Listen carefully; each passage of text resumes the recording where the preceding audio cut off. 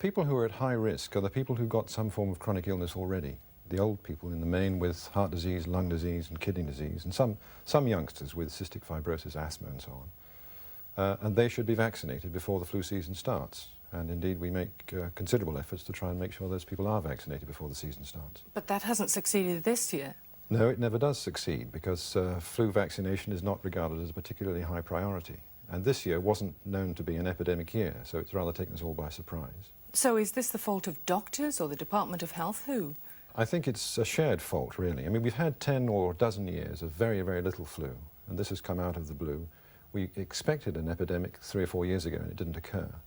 And I think there's a level of complacency, which hopefully we won't show next year. So you're saying doctors should be vaccinating more people against flu? Yes, doctors are given incentives to vaccinate children against mumps, measles, rubella and so on.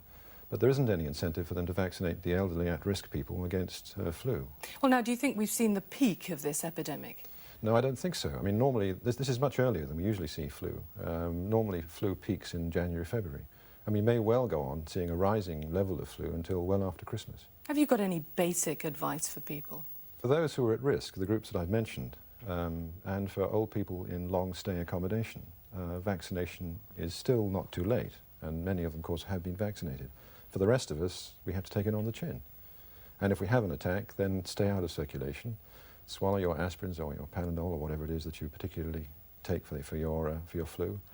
Keep plenty of fluids on board because you sweat a lot and lose a lot of fluid. And beyond that, there's very little that you can do.